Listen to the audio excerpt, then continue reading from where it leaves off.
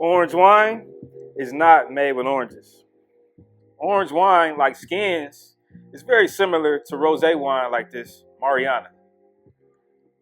Instead of a light rosy red color you find with most rosé wine, orange wine is literally the color orange. But orange wine isn't made with oranges. All grape juice essentially starts off as white juice. The color comes from a process called maceration. Now, maceration, as far as winemaking goes, is the process where tannins, colors, flavors are extracted from the stems, the seeds, and most importantly, the skins of the grapes. So, orange wine is a perfect example of when you let the juice sit with the grapes just long enough to be darker than rosé, but not dark enough to be red wine. Instead, you get an orange-colored wine. But what's going on, y'all? Welcome to the Full Experience. We have another great edition for you guys. We got the man, the myth, the legend here today, y'all. We have Mr. Brian C. Kincaid with us today. The Enologist, you guys. Y'all know me, so I said in my head, it's a joke. I got it. Appreciate you, Brittany. You know what I'm saying? We're gonna talk about this stuff. We're gonna talk about how he is literally blazing the path for the future of all. Enologist. There we go. And there we go. We got Miss Brittany, and then we got guest hosted with us tonight. Y'all seen the episode, you know what I'm saying? I'm like, please will you come back and come guest with us hosted tonight? Y'all got Miss Ashley Williams with us tonight, y'all. Woo! Welcome back, Queen. Yes, I'm excited. Yes, ma'am. And we got Steve in the back, y'all. Steve! So, bro, y'all know how we start this whole episode. Cleveland born and raised? yes, Okay, so if you ever represent a hood, what hood you represent? St. Clair, 90 Road.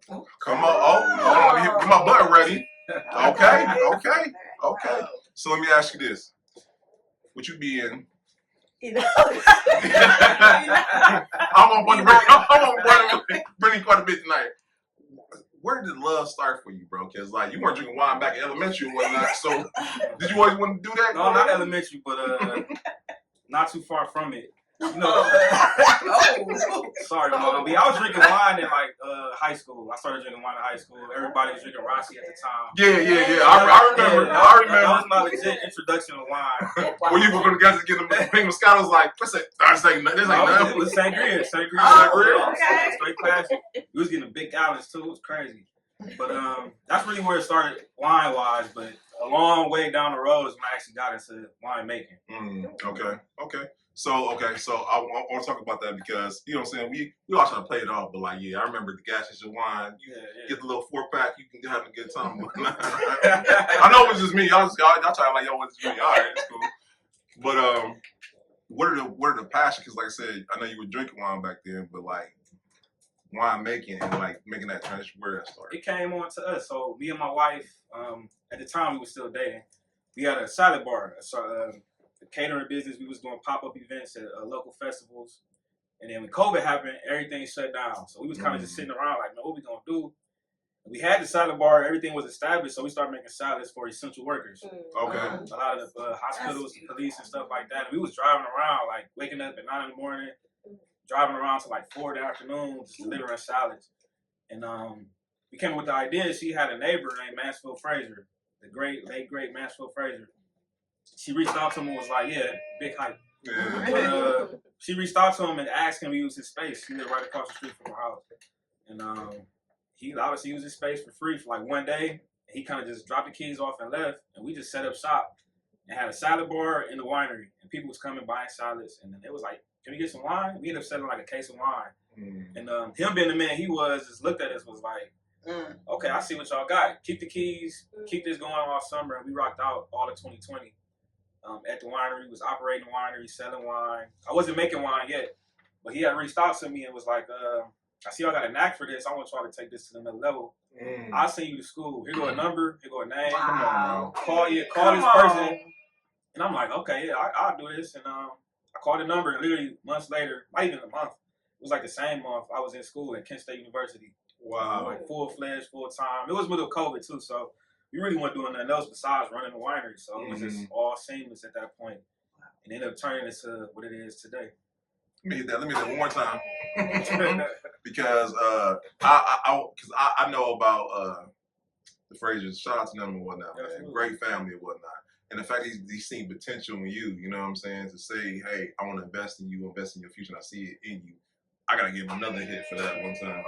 That's what's up, man. So with that being said, the work that went into it, because I don't want to lessen that, because I don't know about you, school's not my thing. Let's talk about that, because like, so you know what I'm saying? You got your relationship, you got school, and then you still trying to maintain. Let's talk about the work that went into that, because I know it wasn't easy. Come on, it was probably the hardest thing I ever did. Like I say, it was like a real natural thing, because we was already in the winery every day at that point. Yeah. So when the classes started, I was just going to class. We was operating the winery. We was doing pop-ups and doing all kind of stuff, doing events. And it was really easy at first. Then when things started opening back up and we was able to go back to work and we was leaving the house and doing other stuff, that's when it got difficult, because I had to drive to Kent every day. I had a class. Like, it was, I had to do labs and chemistry labs, and I had to work at wineries and stuff. So it was a real big commute there and back. And I'm going out there and, like, not that it was a competition, but my classmates lived on campus. So they were doing all the schoolwork. They're working together. They're doing, like, homework. They were studying. Yeah. I'm coming back home, and, like, after an hour drive, I'm like, man. And I had to get this stuff done, because it was kind of like, it was very intense. It was, like, real life. It wasn't like a program where you go and, like, here goes the program. You do these classes on your own time. It was like, these kids are really in college. Like, they fresh out of high school. They're pursuing, like, biochemistry degrees and regular chemistry degrees. And these kids want to be doctors and stuff. So it was like, I had to keep up with them. So I'm just trying to do everything I can to get all my work done, show up on time. On top of, we was preparing for a wedding. We ended up getting pregnant halfway through. And then life just started happening. Like, so I had to keep it going. Like, I had to make sure I stayed on top of it. And then it was only about halfway through where I realized that I was going to be the first Black Enologist. Come on. That kind of like lit the fire. And I was like, all right, we got to get this done. And, a lot of other things happened, which we would probably get into, that had me thinking, like, man, should I keep going? Should I stop? And I just always stayed on it. Thanks to my wife, of course. Come on, let's time to give her a couple of lives on that. It was times where I was discouraged. I'm like, man, this is hard. This is real. And then the real big bubble that popped was when he passed away. And it was like, man, like, now things has changed as far as the business go, but I'm still like 3/4 of the way finished. And I was like, do I go ahead and finish it out with, like, nothing really to land back on? Because the plan was to land back in the winery and we take it over. Not take it over, but take it to the next level. Yeah. When he passed away, things got kind of shaky. So I had to make a decision there to, like, okay, this is what I want to do. This is what I want to do. I'm like, dedicate myself to this. I want to be a winemaker. And we did it. We pulled it off. Come on now. No, and one, I don't hit this quite a bit tonight. I already know already on whatnot, but we talk about it on camera, and I think a lot of people understand the support system is important for entrepreneurs as a whole. I know, so everybody want to be like, I did it on my own. Want that. You know what I'm saying? We all need that support or whatnot, man. So shout. And by the way, she over here, you know what I'm saying? She's doing her thing, holding it down or whatnot. So I'm glad you said that. I'm gonna lose to that, because you were the first Black. Let me just hit that one more time. The first Black.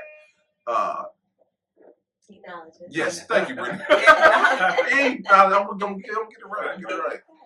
But I know for me in corporate America, when I go anywhere, all I see is none of us or whatnot. Exactly. And I know that's got to be something, not say discouraging, but it's got to do something to you or whatnot. So luckily with me, I was fortunate to grow up. I grew up in the inner cities, but my family took me traveling a lot. So I traveled almost every year of my life from the age of 3 up until now. So, like, I've seen the country for sure. I haven't seen the whole world yet, but I definitely seen, like, weird pockets of the country where it's like, Black people ain't normally here, but I'm here. So I was already used to being, like, the only Black person in certain places and being fortunate to experience certain things that most kids don't get to experience. So these classes was interesting. I was always the only Black person there.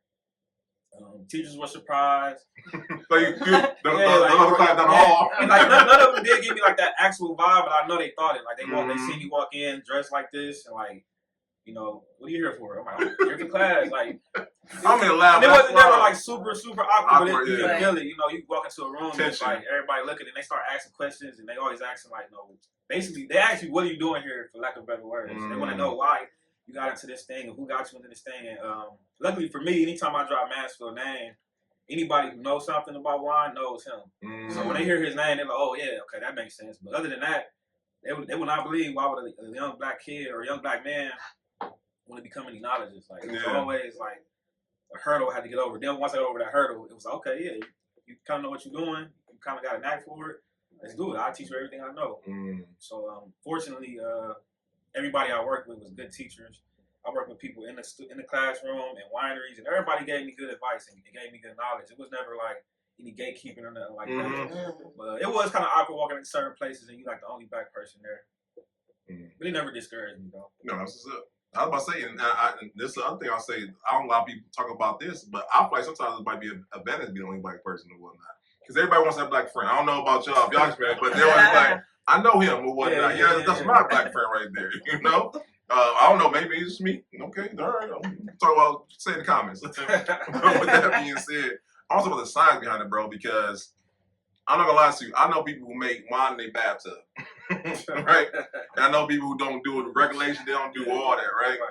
I'm talking about the science. You ain't gonna get away the whole game, you know what I'm saying? But I want to talk about the work that goes into that because people think winemaking is just some grapes, those sugar, yeast, and you done. No, it's funny. Essentially, that really is all it is. Oh, there I got it. Oh! Shout out to the kid. I'll be listening. I'll be listening. It's not that simple, but that's like the basis of it. There's a lot of things that go into it. Like winemaking is actually like 90% cleanliness. Like you got to be super clean. Everything got to be sanitized. So yeah, no bathtubs. Not even like stepping on grapes. You know, everybody talk about you step on grapes. I'm like, no, I don't put my feet in the grapes. But it's like that's like the biggest part. Like you got a clean environment. Everything is done right. The winemaking process is fairly easy. I never had any like bad situations going on because everything else is done properly. Yeah, making wine out of a bathtub or a toilet, as some people might do. Oh yeah, jail wine. Yeah, jail wine. Yeah, that's how you say. That's how I know it's that easy because people does do it with like little to nothing. So it's not good. You know, I don't want to drink none of that. Yeah, different. Okay. You ever heard of that? No. Like the bathtub, but not the toilet. Are y'all heard about jail wine? Yeah, just y'all obviously watch Tubi then. I watch a little bit. I don't watch very little. Okay, that's why y'all hear. I haven't got into Tubi yet personally. I heard some good stuff on there though. Yes, I heard good content. Good content. But yeah, it's essentially But that easy in a sense to make wine. But like the best wine you would get is based on how it's made. So like not even $100 bottles, but a good bottle of wine can be $40. If you look at why it's expensive, it's because it's made a certain way. Got a lot of the things that went into making that so wine. that's $6.99, $14.99. That's jail wine. That's jail wine. No, because the price don't matter. The price don't matter. The price don't matter. I would say that because to make a wine that expensive is a reason why. It comes the process. But it's good wine for $10. We got wine that we love to this day. We might go get some after this. That's $7.99. And it's good. It's great. It's like done right. And I think stay away from like super big names. Like I don't want to say no names, but like you go to I already know what you're talking about. You see we like gotta say it. Popular names that we see since my we was feet kids. looking all nice, but it's all right. You funny. But yeah, like that's the type of stuff you want to stay away from because it's like massively produced and it's like no type of care involved. They just making big, like super big tanks of wine. It's like real wine is supposed to be intimate. Like every year, every vintage is different. I like that. And that's what really makes good wine good wine. It's not a price thing, but if it is expensive, it's the reason why it's expensive. So I got a question. So how do you stay ahead of the industry then? Like with the trends and ensuring that your wine is, competitive against the others, as you know, it's a lot of wines out there. So from what I know, it's not that competitive. Like wine is kind of like art in a sense. Like you. Tired of episode. Steve, that's why I love you, Steve. It's too many wine to try to put two and two wines together. Right. It's about this is what you like. This is what you might be feeling today. Like we don't have a favorite wine anymore. We drink what we like, and it's like the list is getting longer and longer. The more you take, that's really what it is to always explore it. So like you go to a restaurant, they say never get something you like. By something new. Okay. And always try to keep yourself going. You might find a whole new lane. Like this summer, we've been drinking a lot of Sauvignon Blanc and Pinot Grigio. That's pretty much all summer. We've been like exploring different wines. Last year, we didn't touch any white wine. It was all red wines for dinner and stuff like that. So we just stepped out the box and learned different things. And that's really how you stay ahead of the curve in the sense of like the wine industry. So I got a question because I'm a wine connoisseur. So I was again. Yeah. Yep. No. But so I've had wines where the taste is there, but the alcohol level isn't there. Or I had wine where the alcohol level is there, but the taste is very bad. Yeah. In your opinion, what do you feel like makes a great wine? One or the other, or conflation of two? It's definitely a balance. Don't go for high alcohol wine. It's not necessarily better wine. And low alcohol content wine sometimes isn't about the alcohol. It's more so about the flavoring.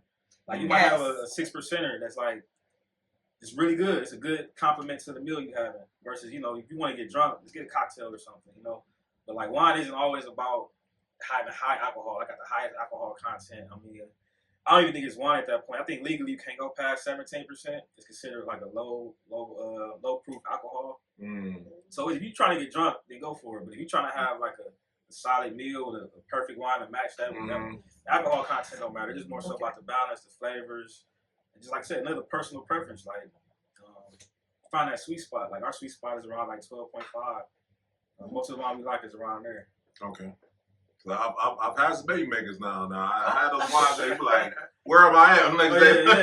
Yeah. I say like some people, that's what you want, go for it. Like when I look at wine, I don't think about like partying. Like I said, when I was back in the day, a younger self, I was drinking Rossi by the whole solo cup. Like you pour the whole to the top. You a bad man. I mean, that's what it was. But we was trying to have fun. Like we was kids. I'm not gonna tell you what I did. I'm civilized man. I'm trying to. The thing about it, I wouldn't even. I probably should say this on camera, but I wasn't 21 yet when I started drinking wine. So when it came, statute of limitations. That's cool. Okay, I mean, other places, wine is always in the family. Like the kids drink wine. Right. So it's common. I was trying to get the easiest thing I can get that was like not super bad. You know, I wasn't drinking like Mad Dog or nothing like that. But we go in there, we get Rossi for 15. We can have somebody buy it for us, and they cool with it. Like going to the liquor store is a different story, but like we get our wine and we cool. And I was just trying to have a good time as quick as possible and be cool. You know, I wasn't drinking hard liquor and not like that for a long time, and that's pretty much how I got into it. Yeah, I had one of those. I had a wine bottle with a long straw. Okay. And I had my bottle. Yeah. You know what? Yes, I did. That was your glass. So. I'm not gonna say if I still got the video or the picture. But I'm a sweet wine person. I have not had. I love what you said, having a palate. I kind of go for the same things. And I haven't found a red wine yet that I enjoy. So I have been mostly towards the white wines. And so now that you said that, like understanding your palate and getting more comfortable with that, I think that's important because especially as Black Enologist. I can do it. I think sometimes we get comfortable in what we know and not to explore. And I love what you said that your parents allowed you to explore different things. They didn't let me though. No, I'm talking about traveling. Oh yeah, okay. That opened you up, period, to the perspective of exploring things. Oh yeah, for sure. And I can understand that artistry aspect of things when you're moving forward. So I think that is great as I just gotta get this going. All right, so I think y'all got it. Oh yeah, that was. Who's on man? 27th birthday. We got the proof. Wait, that's how? Yes. That was my 27th birthday. Oh my, okay. My man ain't playing. Had to go back. Nostalgia, but That's I wouldn't drink Rossi right now, personally. No knock to him. It's just I'm in a different wine palette. Okay. Now it's like I can see the artist thing, having the wine flavors on there. You know, my mind went there. So yes, I love that. So what is your favorite part of it all? Is it finding the different flavors to play around with? Is it just seeing the finished product and getting to taste it? Like what's your favorite part of it? It's actually when it's all said and done, like when everything is done, my favorite part is opening up and pouring it into the glass at the right time, at the right moment. Like that's really what I love about wine is like every time it's always it's a moment. we had a lot of great moments over a bottle of wine, where a bottle of wine was involved, and it was like, this is what it's all about. You can't really get that with like hard liquor. Like you have a good time, you have a bad time. Yeah, it's kind of different, you know. But when you have a bottle of wine, you at a picnic or somewhere, it's more intimate. You pull out that bottle and you crack it open and you pour it. It's a thing, man. It's like creates memories. Conversation. You never had a quiet time just on wine, especially if you drink with other people. Drinking by yourself is different, but like you sitting around people, y'all having wine, I'm pretty sure conversations coming along. Yeah. It's probably food involved. Yeah, everything is all inclusive. So that's my favorite part is like the experience of opening up the bottle and then talking about the wine itself. Like I can't wait to get to the point where we're traveling the world and picking grapes for every place we can go and making a wine. That's really okay. We're going to have a winery and like the vineyard at one point, but our main goal is to try to get many different type of wines we can and make them and put our own twist to them and tell the story about it. That's dope. I love that. That's dope. So what is like a memorable moment and a milestone in your journey as an enologist? What is something that you can say like this played a pivotal part and always will be like that moment that you can just go back? I love like when you just said crackle, I can hear the sound. So what was that moment that you heard like that sound, that milestone, and where you are? Because I know you're still, like you said, developing, you're still evolving. So what can you say is that moment where you like, man? It was graduation. Definitely graduation. It was a lot. It was really surreal because like I say by that time I already knew that it was like history. So after all the work was done, like I was in the midst of doing another job as I was graduating. So it was like I'm already in the field doing things and I had to go back and do the graduation. So I was like, okay, this is really happening. Like out of all the controversy, there wasn't too much controversy. Like it was actually a really smooth process as far as a lot of things go. The hardest part was the work. Like I never, up until he passed away, never had to worry about like financial support and nothing like that. Everything was taken care of. He paid for my books, everything. Like it was like a full-blown scholarship. Then he passed away, and like my family kind of all came together. We finished it out as a family. Wow. I really appreciate that. Like my dad stepped in, my parents stepped in.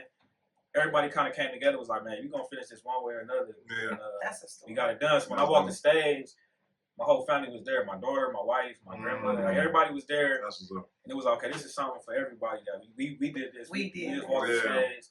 And I think even then, not to keep going back to that, I was like one of 3 Black graduates at that particular class. Wow. And it was an Ashtabula campus. It wasn't like the main Kent State campus. I know it's probably a lot more Black students there, but like coming out of my particular program, and like all the sciences, the doctors, and the biochemists and all that stuff like that, I was like one of 3. And everybody else was in the medical field, so it was kind of like a very unique thing. And people that didn't even know me would just like congratulate me. Heard about what's going on. It was like a thing. Even when they announced my name, the announcer kind of like made an emphasis on like this kid is an enologist. Like, man, come on, it was a thing. That's when it hit me, and I'm like, wow. Posted it too on Kent State posted it on Facebook. So it was like, it was a big thing. Yeah, it was recognized. That meant a lot to me because like I didn't really care about the recognition of it. I was just trying to get it done and try to get back to what we started. On a mission. Yeah, it was on a mission. So when that happened, I was like my first time to sit back and think like, damn, we really did this. Yeah, you did it. These last couple of years, it all worked out. It paid off, and now we're on to the next step. So yeah, graduation was probably that big moment. I'm not gonna lie to you. When I seen it, I'm like, what is a enologist? I ain't gonna lie to you. Yeah. And I had to Google it. I'm like, okay. Yeah, right. I knew he's first Black one. I'm like, whatever it is, I'm applauding it. You know what I'm saying? Because first Black is it, whatnot. But like not knowing there's a science behind this. And that's just in Ohio. I'm not the first Black in the country. Oh yeah. But I'm like the second though. It's a Black woman. It's like a Black woman in Tennessee. Come on. She got it first. But I'm the first Black man. Not to get all sexist, but yeah. I just want to reach out to her and like congratulate her as well because it's like, man. And as we see how many wineries, Black wineries we see now, we still less than 1% of the whole industry. And this is like a multi-billion-dollar industry. So it's like to see just one other Black person is crazy. So it's like I congratulate any Black person to get into this industry and we gotta take it to the next level. That is amazing. That's question because like I'm seeing it. I know I'm Cleveland lensed or whatnot, but I'm seeing a lot more Black owned wines opening, or at least in our city or whatnot. Are you seeing that as a trend or am I tripping? It's a trend. It's a trend in the whole region actually. Like Ohio has like doubled the amount of wineries we had in the last 5 years. Come on now. Over the whole state. So Ohio is becoming a little bit more of like a wine country, and it's gonna take a while for it to like balance out. Like Ohio really wasn't always the best, but we're becoming a little better year by year. You can blame global warming, you can blame a lot of things, but it's becoming more ideal to do wine in Ohio. And we right there on that cusp of like, riding that wave up top. In about 10 years, Ohio gonna have a name for itself. Okay. So we Ohio wine country. You said. Oh, wow. Do our grapes taste better because of Lake Erie water? So ideally, we got everything there. We got the water. We got a lot of rivers. We get a lot of rain. Now our summers are getting longer and our winters are getting shorter. So those things play into it. Like I say, it's really ideal for us. So a lot of people are trying to follow that trend, but it just takes so long for wine to get good. It's gonna be a long game. It's not gonna happen overnight. It's gonna take a good generation of winemaking to get it to where it should be. Like California they probably close to 100 years of like making good wine. Probably less. It probably took about 30 to 40 years to get California to where it's at now. Where it's all California is a wine country. That's where it's at. And there's other places like we like Washington now.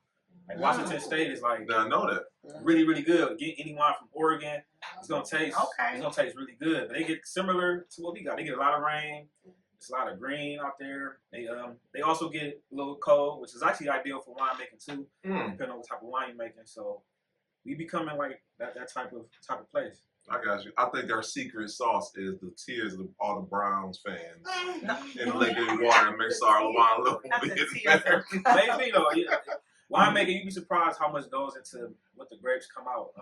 There's a story that we heard that it was a wine factory, a winery next to a chocolate factory, and the chocolate factory was producing fumes from the chocolate that got into the grapes. Come on, cotton candy grapes. It tasted a little chocolatey, so it was like everything that goes on around the winery contributes.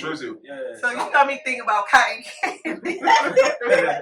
Like I love the cotton candy grapes, and I've never heard. No, for real. No. I'm about to say you hit the cotton candy grapes, and I'm like, they are, and everybody don't sell them. And you just gave a whole chocolate grape message. Y'all better pay my man. I don't want to hear about no little grapes being made. Y'all paying Brian here. Not cross work. So with that being said, since we see the new wave, and like you said, so our grandkids gonna have to enjoy this wine or whatnot. Our kids will be able to enjoy it. Okay. Like I said, it's gonna take a good 10 years for it to get popping, but after that, it goes on. Like grapes can last 100 years. And it's one of the only crops that you don't got to replant every year. They just automatically pop up. Did not know that. Yeah, so it's a good investment. It just takes a long time to get it profitable. Yeah. And Mansfield taught us that. He was like, man, I already did the groundwork 10 years ago. Actually, 14 years ago now. When he planted. And by the time we got involved, that was just the perfect time. Okay, now the grapes are starting to get good. The wine can get good. And it's like, he put the hard work in for us to get to where we was at. And that was like unheard of, man. Like nobody really starts off like straight from like the seed to the grape that fast. Like most people actually had farms and was growing other stuff and got into the wine and it was just in the background. And it started getting good. They already had corn and other crops growing. And the grapes came and then it took over everything. They just started planting more. And you got acres and acres of grapes now. They make tons and tons of wine. It's crazy. Wow. So let me ask you this, because there's a young man, young woman right now, like, I want to be. She good. So what would you say? How would you encourage that young man and that young woman if they want to become one? They get into winemaking? Yes.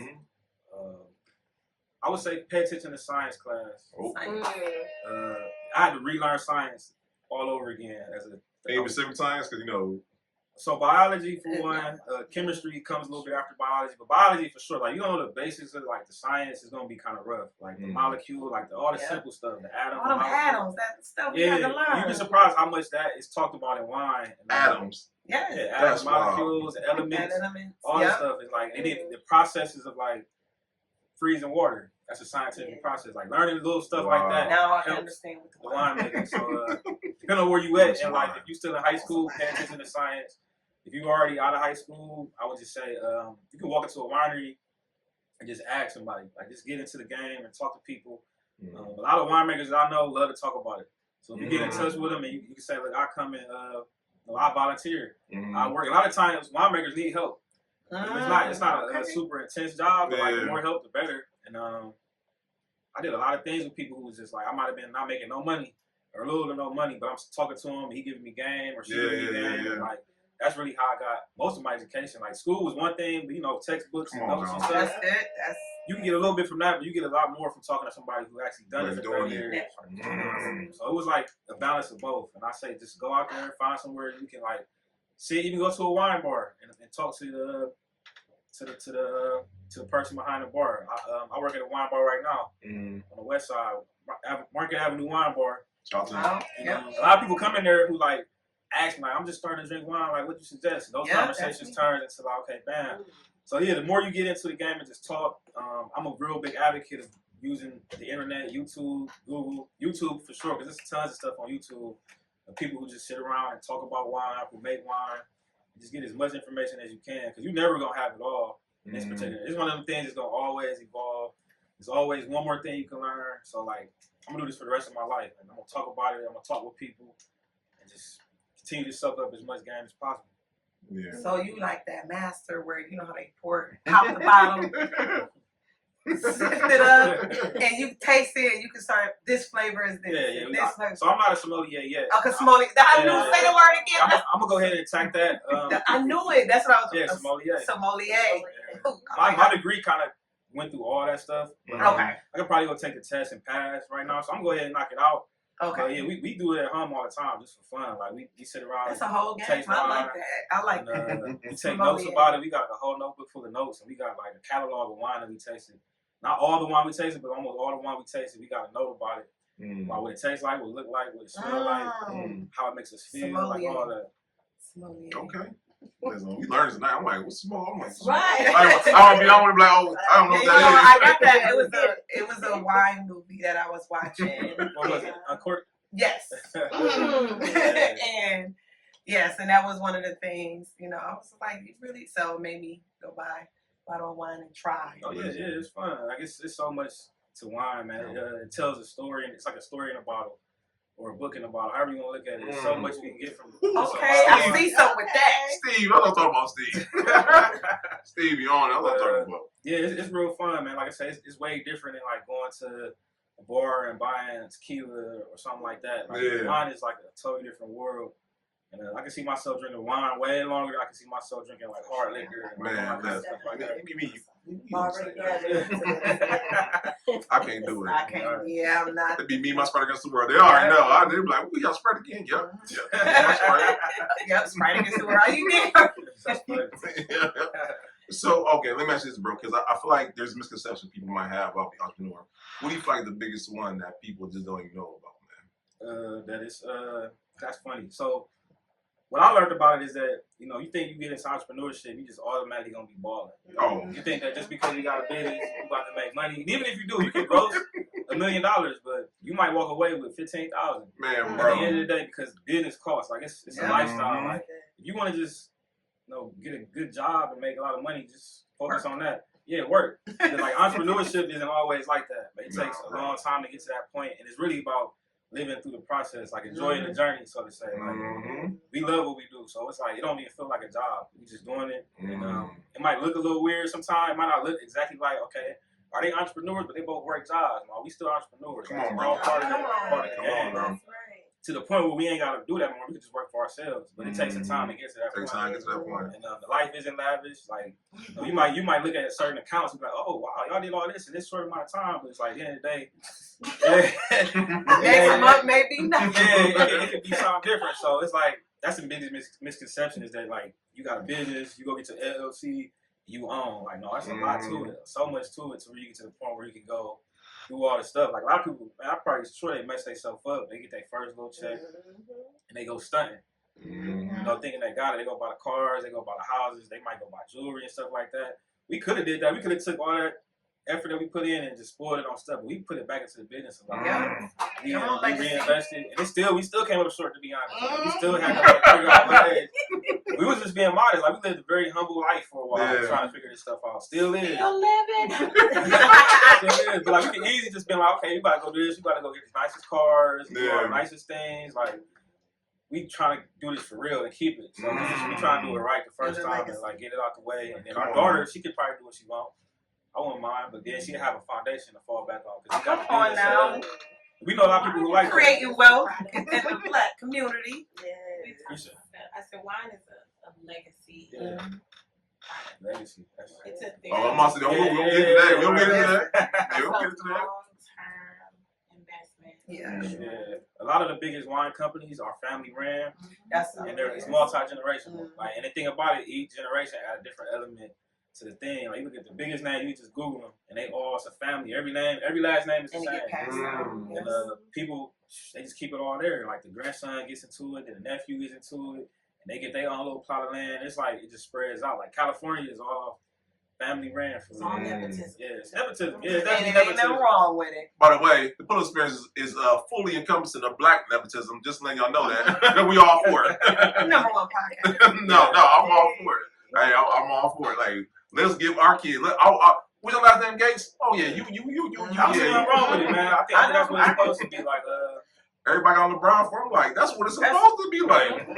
I agree. I think it's very imperative that we really recognize that, and it pushes the passion. Like, a lot of people, we talk about generational curses, generational wealth. Let's pass down the knowledge. Let's put people in a position that we wasn't able to pass the baton, understanding that, and it sounds like you pushing that passion. Baton analogy is great. Like, a lot of legacies is a marathon and a relay.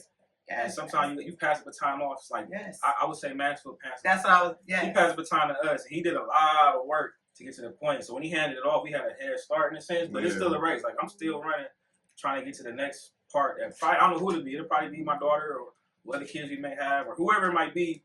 I'm going to pass the baton off to them with a lot of more work in between. Like, it's going to go on way beyond us. So the finish line is probably nowhere in sight. We're just going to keep running. That's right. Oh, shoot. So we're going to do a part 2. I already know we're going to do a part 2. We're going to do some wines. We're going to have some wines and do that. But I do want to make sure that we get into our second question of the experience. Because, like I say all the time, every answer with 251 episodes, they're all like a snowflake. And one of the great things we did when we created this podcast is that we wanted to create the narrative. We want to change the narrative, could not be a collaborative place. And I know that you are about collaboration because you collaborate with others. But unfortunately for the whole time, it's not known. How do you feel we change that narrative overall? I think we should start focusing on trying to get money from people instead of trying to make relationships with people. Like I could probably go around right now and just not with this particular industry, but say you got a craft, say you're a photographer, and you just go around smacking people for $1,000 photo shoots. You might make a little money here and there, but the relationships might not be good because now you probably will under deliver because $1,000 is a lot of money. So I expect the most from a $1,000 product, and it's probably gonna under deliver. And I'm gonna tell somebody, man, he charged me $1,000 for some photos. It don't even look great. We've been in that situation. We've been in situations where we paid for something, and it was like they just wanted the money, and we gave it to them, and we get the product was like, man, this was not worth it. We never work with them again. We don't recommend them. It just kind of moves out. But a lot of things we've done. Yeah, a lot of things we've done. We've done a lot of things that was like pretty much for free. But the relationship led to other things and other things, and it led to stuff that was like, man, this is big. This is bigger than us now. Yeah, facts. So I would suggest that Cleveland should realize that like everything ain't got to be about money. Of course, people got to eat, but if you look at the relationships over the money, you might make it a little further. No, facts, man. One thing I'm grateful for, and by the way, you are now alumni, by the way. We have a big ass alumni group of great people in the city. Everybody, you work with that person, and we don't care what side you on, who, come on over to pull up. Yeah, and I'm grateful for that and whatnot. So you're absolutely right. And like from us starting this thing, we have developed relationships that, like you said, me and Brink talk about the time. I remember last year when we were at the Pink and Black Honors, we literally were sitting there, and I said to Brink, we're going to be on that stage. And God is good. Congratulations on that, man. Thank you. Appreciate you. But I say all to say is that relationships, once again, you know what I'm saying? And like the goal is for everybody to get across that stage. So, Exactly. Yes, sir. So with that being said, and I asked this earlier, but I need to see you. I see Snoop Dogg have his own wine. I need to see Brian Kincaid on the front of the bottle or whatnot, right? Who's the collaborator? Who's the people you like to collaborate? People, places, things that you like to collaborate in the future. It's an easy answer for me, but it might not be what you expect. It's actually a whiskey company. A whiskey company? Yeah, I want to work with Uncle Nearest. Okay. Fawn Weaver, if you hear this. Yeah, that's. I want to talk. But yeah, she developed a brand that was technically the founder of Jack Daniels. He taught the original Jack Daniels the recipe of how to make whiskey. And I think, the distilling process. I think he was still kind of like in the halfway house of slavery in a sense. Like he was kind of free, but he wasn't. So he didn't have much. And Jack Daniels looked out for him. Like if you look at some of the history pictures, like he's in the center of the picture. Yeah. Like, he was the main dude, but since Jack Daniels was a white man, he had everything developed. And she developed the brand. She found out the story. I think she actually met with the granddaughter, or great granddaughter, and they collabed and created Uncle Nearest, which is Tennessee whiskey dedicated to the original man. And she built that business to $1 billion company. They call it a unicorn, and it was like it's a black-owned business, and it's just shooting up in the industry. And I want to follow that same model with our wine. Is that I want to get in there and use the actual brand itself to like push the envelope. Yeah. Because the whiskey good. I ain't gonna lie, it's good. We drink all the time, but even if it wasn't, you kind of geared to support it because the story. Facts. And she put a lot of work into it. We haven't visited yet, but they in Tennessee. They got a big ranch. But that's somebody who I would love to work with just because of the business model that she follows. Yeah. And maybe wine and whiskey could find a marriage. And, come on now. Come on. There's a ton of marriage between wine and whiskey. Yeah. No, listen. And so the way in my mind, I know they watching. You know what I'm saying? So y'all hit up Brian. I hit y'all call Brian. You know what I'm saying? Get this going. You know what I'm saying? So no, that's what's up, bro. Yeah. Now listen, Brian, when it comes to legacy, clearly you and your family are going to have a phenomenal one as you guys continue to, in your enologist ventures. Every beer tonight. So listen, so when we're speaking of legacy, it's a two-part question though. What would you like the legacy to be for you as an individual, and what would you like the legacy to be for you and your businesses?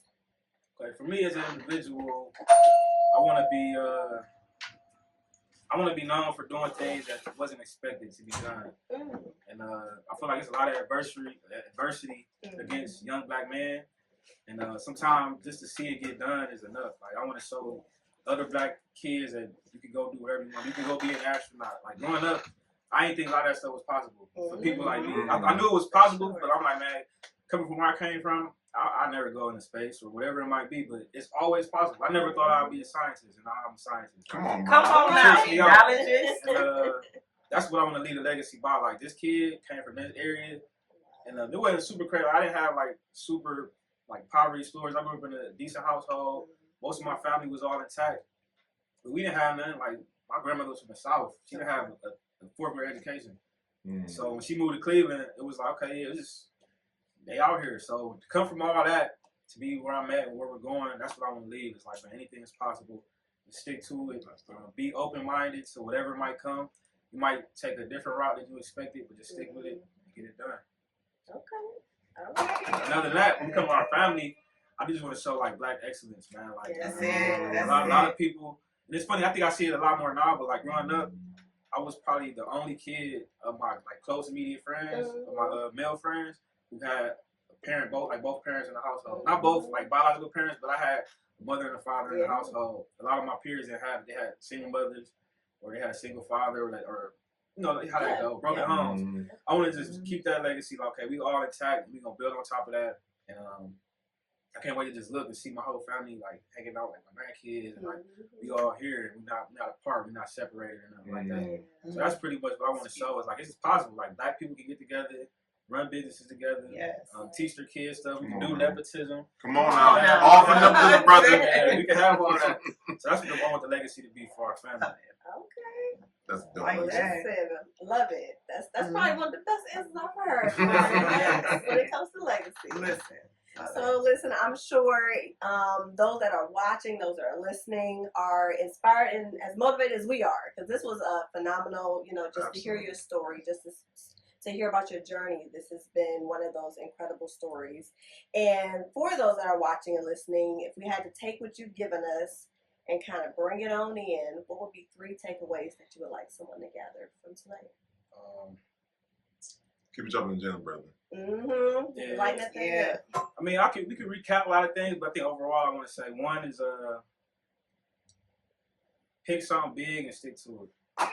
So like I said, I kind of always wanted to be a scientist growing up. But I never thought it was possible. Like I used to ask for microscopes and telescopes and stuff like that, and little like science kits and stuff. But like I thought it was just something just to do. Like if I would have known then that this was even possible, that this was even like an object to be like attained, I would have probably stuck with it earlier in the game. But choose something big and stick to it, no matter what it is. If you want to be a ballerina dancer, or you want to be anything you want, just stick to it.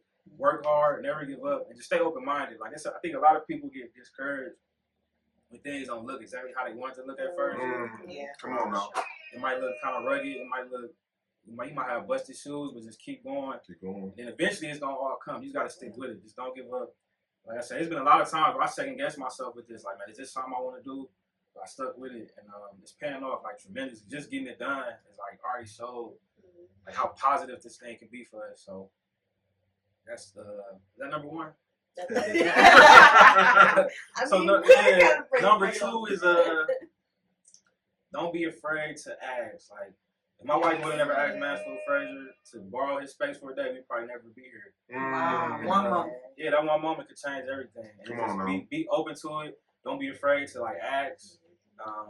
Just be friendly. Like don't try to stand off and like they doing this over there. I want to do the same thing. Like reach out to them and see if they want to help. Like they might. Like a lot of people who I came across was always willing to help. So it's really good to just be open minded, reach out to people. And then 3, I would say is just really do something. Like if you're gonna do something, really do it. Dedicate yourself to it. I put 100% into this, and I feel like I probably wouldn't have succeeded if I didn't. Just because of how much adversity was set against me for it. Like being the first black man to do it, the drive to school and back. Like, there was a lot of things that I had to do that was like, let me do this. Let me stick with it and do it for real. I'm not going to half step. Yeah, half step. Come on,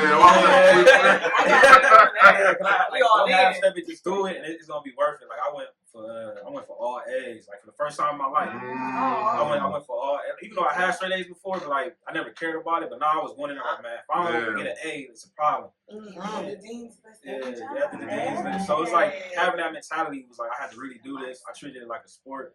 Even though I treated it like a serious business. And the results will show. So I think that's 3 takeaways. No, that was great takeaways, brother. Great takeaways. And I feel like it's the most important question of the whole interview, bro. Where are we gonna learn more? Where can they get some wine? Where can they book you? Where can they just everything they want to know more about you, bro? All right, so for right now, I'm working with Market Avenue Wine Bar on West 25th and Market Avenue, right across the street from the West Side Market. There, I'll be there every weekend, pouring wine, talking about wine. That's probably the best place to come reach me. If you want to sit and talk about wine, just come down there. Other than that, you can just reach out to me. I'm willing to answer any questions, help with anything. As far as the wine go, we're in the process of like a lot of R&D.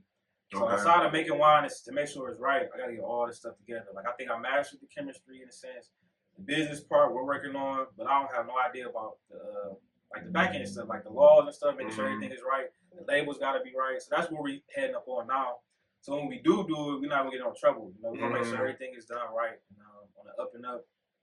And that's pretty much the next step. So for now, reach out to us. We got private events for like friends and family and stuff like that. You can come, taste the wine. You can we gift bottles out and stuff like that.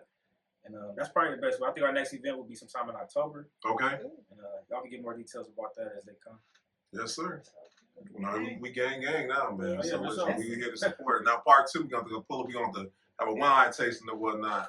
Oh, yeah, for sure. We can do that. Yes, sir. Yes, sir. And I want to give a special shout out to your wife, man, because let me tell y'all a story. Let me tell y'all a quick story or whatnot. Now, I came off stage. This is the Big Black Honors, right?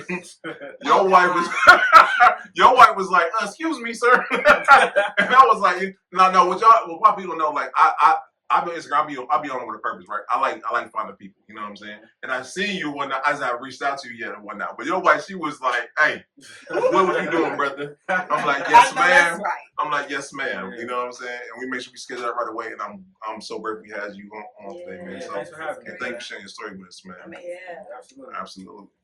So, y'all, we gotta pay some bills.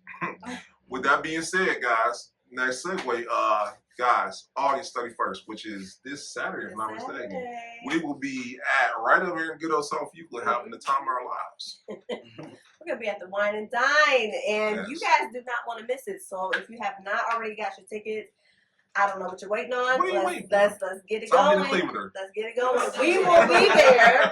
Maybe get in for free. Right. You know that's what they're waiting for.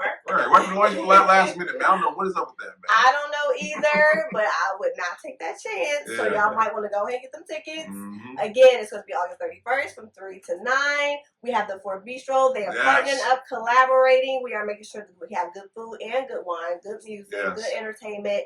Listen, it's all the elements that you need. We're going to be there. So make sure that you guys don't just meet us there, but beat us there. So we cannot wait to see you, and let's end this summer off right. Absolutely.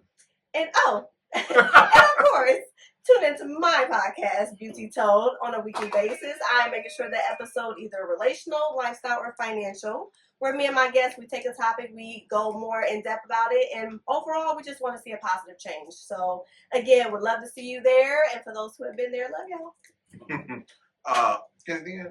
No. Okay. I want to ask you guys coming up.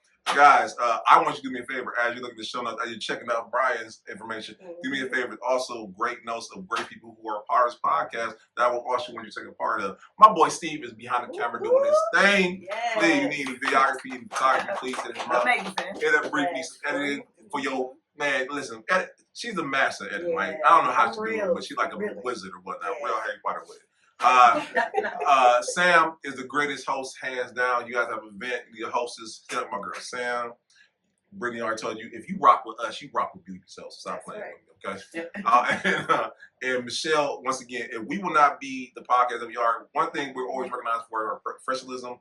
Michelle schedules, she emails, she reminds, and she follows up. And I am forever grateful for that because we wouldn't be where we are without her. And then lastly, guys, we are also, if you're looking to start a podcast, I can't tell you that we got coming to works, guys, but we're gonna be one, coaching, teaching, and also I probably should say this. I'll wait for another day. But we're doing a lot of stuff with that. Just know what we're doing. We said if we can 251 episodes, we can now show you do it yourself and whatnot. So if you have a product, a business, any services. The future is now podcasts. It's like you own your own media. How can you differentiate yourself in the field? How can you showcase who you are? How can you let people know more about the person, not just the product? Podcast is the answer. So we can show you how to do that. So be on the lookout for that. It is coming, and I'm excited for it. And lastly, guys, 251.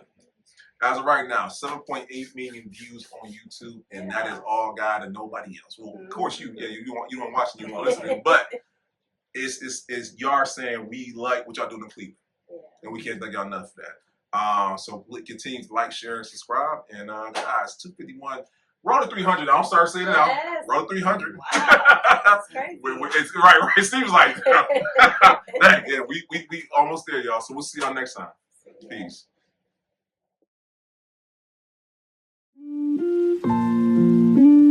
Thank you.